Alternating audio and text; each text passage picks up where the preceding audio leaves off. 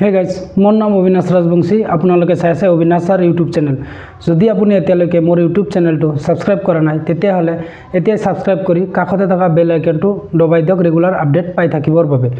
আমি যোৱা ভিডিঅ দেখিছো ফেক্টৰ মানে কি আছিল কোনো এটা সংখ্যাক যিবোৰ সংখ্যাৰে হৰণ কৰিব পাৰি সেই সংখ্যাবোৰকে ফেক্টৰ বোলে এতিয়া চাওক প্ৰতিটো সংখ্যাৰে ফেক্টৰ থাকিব কাৰণ কিয়নো প্ৰতিটো সংখ্যা কিবা না কিবা সংখ্যাৰেতো হৰণ যায় যেনে ধৰক 4 ৰ ফেক্টৰ 1 2 আৰু 4 কিয়নো একেৰে 4 হৰণ যায় 2 ৰেও 4 হৰণ যায়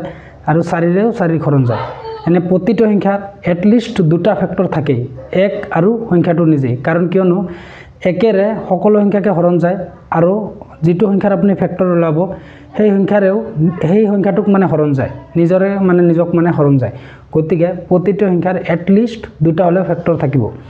আৰু এই ফেক্টৰ বিলাকৰ মাজত কিছুমানটো মিল থকা ফেক্টৰ থাকিব যেনে ধৰক 4 ৰ কিছুমান ফেক্টৰ আছে 6 ৰ কিছুমান ফেক্টৰ আছে ঠিক আছে এই যে যিবোৰ 4 ৰ ফেক্টৰ আছে আৰু 6 ৰ ফেক্টৰ আছে তাৰ ভিতৰতো কিছুমান মিল থকা ফেক্টৰ থাকিব এই মিল থকা ফেক্টৰক কমন ফেক্টৰ বোলে আৰু এই ফেক্টৰবোৰ মিলিয়ে মানে এইটো এলসিএম ওলোৱা যায় এইচএফ ওলোৱা যায় এইবোৰ ওলোৱা যায় ঠিক আছে বলক আমি চাও কমন ফেক্টৰ এতিয়া চাওক 4 ৰ আমি ফেক্টৰাইজেশন কৰিম 4 ৰ চাওক 4 ৰ 2 2 গুণ 4 ঠিক আছে আৰ ইয়াতে চাওক 6 ৰ 2 3 গুণ 6 ঠিক আছে ইয়াতে কি হল 4 ৰ যেটো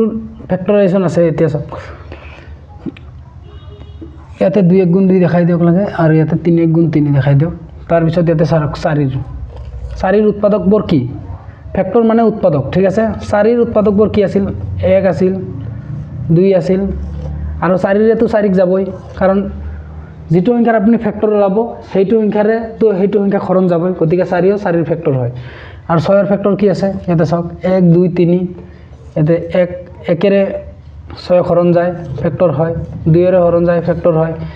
3 ৰে যায় হয় তাৰ পিছত 6 তো হবই কাৰণ 6 ৰে 6 হৰণ যায় গতিকে হবই ঠিক আছে এতিয়া চাওক 4 ৰ ফেক্টৰ কি হয় 4 ৰ ফেক্টৰ কি আছে 1 2 4 তাৰ পিছত ইয়াতে এইটো 4 ৰ ফেক্টৰ আৰু 6 ৰ ফেক্টৰ কি হ'ব 6 ৰ ফেক্টৰ কি আছে 1 2 3 6 ঠিক আছে 1 2 3 6 ইয়াত এই দুটাৰ মানে কমন ফেক্টৰ কি হ'ব এতিয়া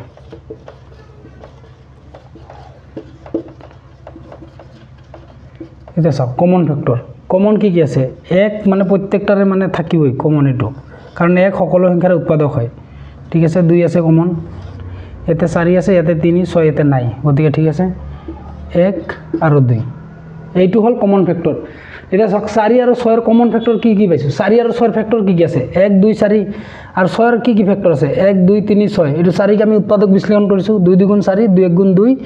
6 ৰ কি উৎপাদক বিশ্লেষণ কৰিছো 2 3 গুণ 6 3 1 গুণ 3 ঠিক আছে এতে উৎপাদক বিশ্লেষণত কি হ'ব এতে 4 ৰ কি আছে এতে 2 2 1 আছিল আৰু 6 ৰ কি আছিল 2 3 1 আছিল ঠিক আছে এতে আমি 4 লিখিছো 1 2 4 এতে 1 2 তাৰ পিছত 4 টো কি লিখিছো কাৰণ 4 ৰে 4 হৰণ যায় সেই কাৰণে 4 4 ৰ উৎপাদক হয় ঠিক আছে এইটো লিখিলো আৰু 6 ৰ উৎপাদক 2 3 1 ইয়াতে জানা আছে এইটো চাওক 1 2 3 আৰু 6 টো লিখিব লাগিব কাৰণ কি 6 ৰে 6 হৰণ যায় সেইভাবে 6 টো মানে 6 ৰ উৎপাদক হয় গতিকে 6 টো আমি লিখিম এইটো লিখিলো এতিয়া চাওক 4 ৰ ফেক্টৰ কি কি আছে 1 2 4 লিখিছো 6 ৰ ফেক্টৰ কি আছে 1 2 3 6 এইটো 1 2 3 6 এইবোৰ হল 4 ৰ ফেক্টৰ এইবোৰ হল 6 ৰ ফেক্টৰ এতিয়া কমন ফেক্টৰ কি হ'ব এই 4 আৰু 6 ৰ কমন ফেক্টৰ কি হ'ব তে লিখি দিও ৰব কমন ফেক্টৰ কাৰ কমন ফেক্টৰ 4 আৰু 6 ৰ কমন ফেক্টৰ কি আছে 1 আৰু 2 আছে 1 আৰু 2 ঠিক আছে এতিয়া এইটো কমন ফেক্টৰ 1 আৰু 2 এটা এইচসিএফ মানে এইটো চাওক এটা এইচসিএফৰ কনসেপ্টটো বুজি লওক এইচসিএফ মানে হল হাইয়েস্ট কমন ফেক্টৰ এই যে কমন ফেক্টৰ আছে কমন ফেক্টৰ 4 আৰু 6 যে কমন ফেক্টৰ আছে 1 আৰু 2 ইয়াৰ ভিতৰত 1 আৰু 2 ৰ ভিতৰত হাইয়েস্ট মানে আটাইতকৈ ডাঙৰটো কোনটো 1 আৰু 2 ৰ ভিতৰত 2 ডাঙৰ গতিকে ঠিক আছে এইচসিএফ এইটো 2 ওলাল মানে 4 আৰু 6 ৰ এইচসিএফ কি হ'ব 2 হ'ব বুজি পালে এইচসিএফ মানে হাইয়েস্ট কমন ফেক্টৰ প্ৰথমতে সংখ্যা দুটাক উৎপাদক বিশ্লেষণ কৰিল উৎপাদক বিশ্লেষণ মানে ফেক্টৰাইজেশন কৰিল এই ফেক্টৰাইজেশন কৰাৰ পিছত আপুনি এইটো কমন ফেক্টৰটো যদি ভাবে যে মই কমন ফেক্টৰটো লিখিলাম কমন ফেক্টৰটো লিখি লওক তাৰ পিছত এই কমন ফেক্টৰৰ ভিতৰত আটাইতকৈ যেটো ডাঙৰ ফেক্টৰ থাকিব হেইটোৱে হল মানে HCF মানে হাইয়েষ্ট কমন ফেক্টর এতিয়া চাওক যে ইয়াতে হাইয়েষ্ট লেখা আছে এইটো কিন্তু হাইয়েষ্ট লেখা থাকে হাইয়েষ্ট কিন্তু মানটো হয় সৰু কিন্তু এলসিএমত যেটো আছিল লোয়েষ্ট কমন মাল্টিপল এলসিএম মানে কি আছিল লোয়েষ্ট কমন মাল্টিপল তাতে লেখা থাকে লোয়েষ্ট কিন্তু মানটো হয় ডাঙৰ কিয়নো লোয়েষ্ট কমন মাল্টিপল তাতে আমি মাল্টিপলহে উলাও তাতে আমি ফ্যাক্টর নোলাও ঠিক আছে ইয়াতে আমি ফ্যাক্টর উলাও ফ্যাক্টর উলালে তো সৰু হৈ যাব সংখ্যাটো কাৰণ আমি উৎপাদক বিশ্লেষণ কৰিম উৎপাদক বিশ্লেষণ কৰাৰ পিছত মানে বস্তুটোক আমি হৰণ কৰিম হৰণ কৰিলে তো বস্তুটো এনে সৰু হৈ যাব মানে কি আমি উৎপাদক উলাম উৎপাদক মানে কি যিবোৰ সংখ্যাৰে হৰণ কৰিব পাৰি হৰণ কৰিলে মানটো আলটিমেটলি সৰু হৈ যাব আৰু যে এলসিএম যে উলাও লোয়েষ্ট কমন মাল্টিপল তাতে আমি মাল্টিপল উলাও মানে পূৰণ কৰাৰ পিছত আটাইতকৈ যেটো সৰু থাকিব হেইটো আটাইতকৈ সৰু হলে কি হ'ব তাতে পূৰণ কৰিলে আলটিমেটলি বস্তুটো এনে ডাঙৰ হৈ আছে সেই ডাঙৰবোৰৰ মাজত মানে আটাইতকৈ সৰু সেইটোৰ কাৰণে মানে এলসিএম টো HCF তকৈ ডাঙৰ হয় আৰু HCF টো এলসিএম টো কেনেকৈ ডাঙৰ হয় হেতু ব্লক আমি চাও এতিয়া চাও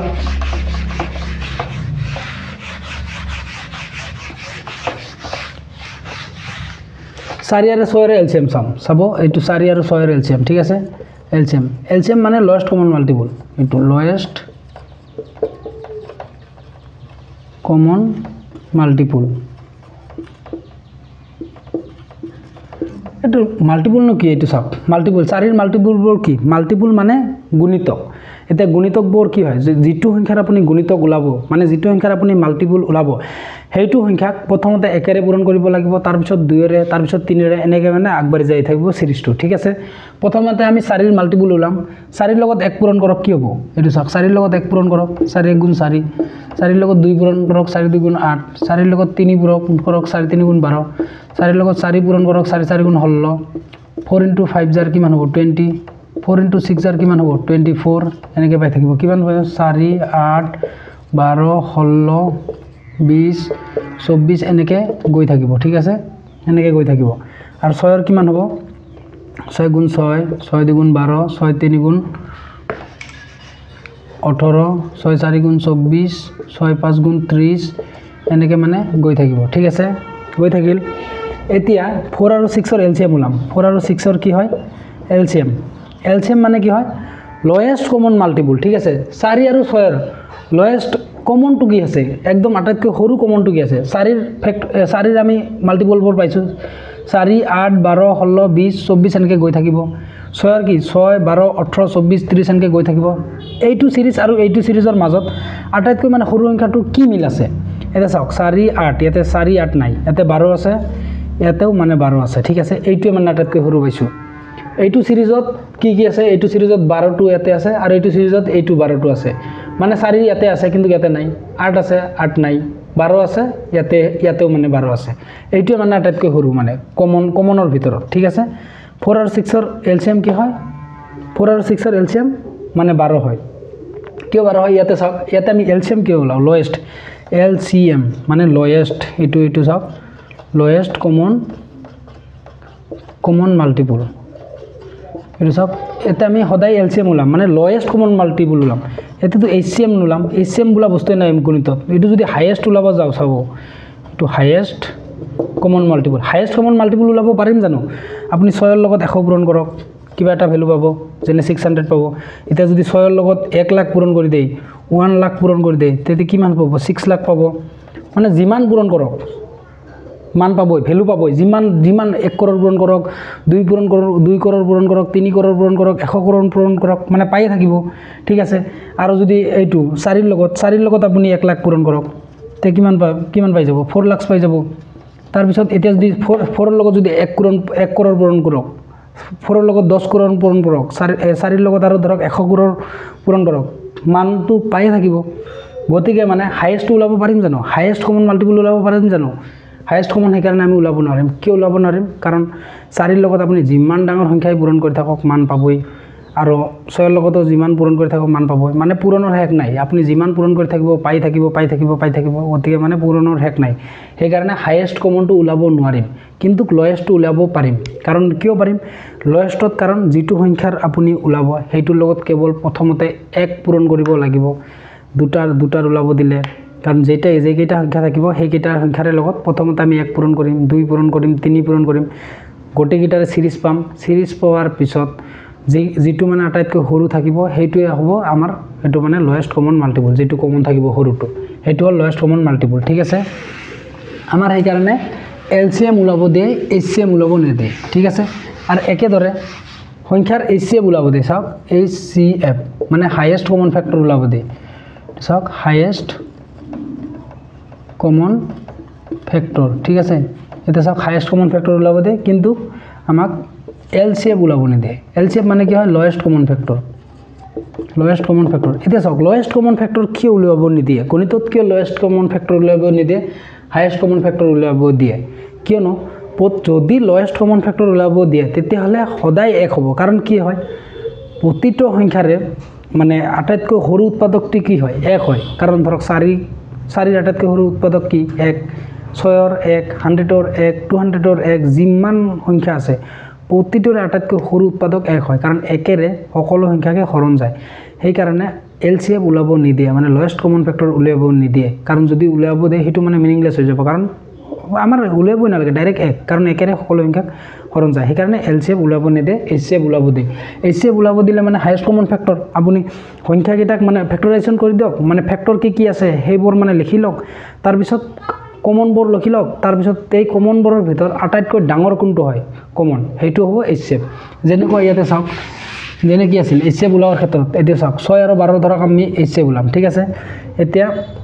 6 ৰ উৎপাদক কি আছিল 1 হ'ব প্ৰথমতে তো 1 হ'বই 1 সকলো সংখ্যাৰে উৎপাদক হয় সেই কাৰণে 1 লিখিলো তাৰ পিছত 2 লিখিম কাৰণ 2 উৎপাদক হয় 6 হৰণ যায় 3 হ'ব 4 হ'ব 3 হ'ব 4 নহয় 3 হ'ব আৰু 6 হ'ব ঠিক আছে যেনে ইয়াতে চাওক 6 ক 2 3 গুণ 6 2 দি 2 এটা ফ্যাক্টর হয় 3 এটা ফ্যাক্টর হয় কাৰণ 3 দি 6 হৰণ যায় পাছত 3 গুণ 3 ধৰক এটো চাওক 1 2 3 আৰু 6 তো হ'বই কাৰণ 6 ৰে 6 হৰণ যায় ঠিক আছে এটো 1 2 3 6 আৰু ইয়াতে 12 চাওক 12 কৰক ইয়াতে 2 6 গুণ 12 2 এর ফ্যাক্টর হল 6 এর ফ্যাক্টর হল তার পিছত 2 3 গুণ 6 3 এর ফ্যাক্টর হল পিছত কি হ'ব ইয়াতে 3 গুণ 3 পিছত ইয়াতে 12 ৰ কি হ'ব চাওক ফ্যাক্টৰাইজেশ্যন করলে 1 হ'ব 2 হ'ব পিছত ইয়াতে 3 হ'ব এটা 4 হ'ব এটা 4 হ'ব আৰু 12 টো হ'বই কাৰণ এটা 4 হ'ব কি এটো চাওক 12 লিখিলো এতে 12 লিখিলো এতে 4 3 গুণ 12 এটো 4 এটা ফ্যাক্টর হৈ গল কাৰণ এতে চাওক 2 দুটা আছে এই 2 দুটা মিলি কি হ'ব 4 হ'ব এই 2 দুটা মিলি 2 পূৰণ কৰিলে কিমান 4 গতিকে 4 এটা ফ্যাক্টৰ হয় 2 3 গুণ কি হয় 6 হয় সেই কাৰণে 6 এটা ফ্যাক্টৰ হয় ঠিক আছে মানে ফ্যাক্টৰ মানে কি আছিল কোনো এটা সংখ্যা যিবোৰ সংখ্যাৰে হৰণ যায় সেই হৰণ যোৱা সংখ্যাবোৰক ফ্যাক্টৰ বলে ঠিক আছে এতিয়া চাওক 12 ক 4 ৰে হৰণ যায় না নাই গতিকে 4 এটা ফ্যাক্টৰ হয় ঠিক আছে এতে 6 এৰ ফ্যাক্টৰবোৰ কি হয় 1 2 3 6 আৰু 12 এৰ ফ্যাক্টৰ কি আছিল 1 2 3 4 আৰু 12 এটা এইচসিএফ মানে কি হয় হাইয়েস্ট কমন ফ্যাক্টর 6 এর ফ্যাক্টর এইটা এইটো সিরিজ 12 এর ফ্যাক্টর এইটা এইটো সিরিজ এতে ইয়াৰ ভিতৰত হাইয়েস্ট কমন কি হ'ব এটো কমনৰ ভিতৰত চাওক এতে কমন কি আছে 1 আছে 2 আছে 3 আছে আর ইয়াতে ধরক ইয়াতে 12 তে 6 হ'ব এটা কারণ 6 এটা হয় ইয়াতে 12 আর ইয়াতে কি হ'ব 6 হ'ব ইয়াতে 12 হ'ব ঠিক আছে কমন কি আছে এটো চাওক 1 কমন 2 কমন 3 কমন আছে ইয়াতে 6 আছে ইয়াতে 6 আছে 6 কমন আছে ঠিক আছে তার পিছত ইয়াতে কমন বোৰৰ ভিতৰত কি আছে 12 টো নহয় সৰি ইয়াতে কমন বোৰৰ ভিতৰত 1 2 3 আৰু 6 ইয়াতে আটাইতকৈ ডাঙৰ কোনটো হাইয়েস্ট কোনটো 6 সেই কাৰণে কি হ'ব 6 আৰু 12 ৰ এইচসিএফ কি হ'ব 6 আৰু 12 ৰ এইচসিএফ 6 হ'ব কাৰণ এইটো কমনৰ ভিতৰত 1 2 3 আৰু 6 আছে ইয়াৰ ভিতৰত আটাইতকৈ ডাঙৰ কি 6 সেই কাৰণে 6 আৰু 12 ৰ এইচসিএফ 6 হয় ঠিক আছে বুজি পালে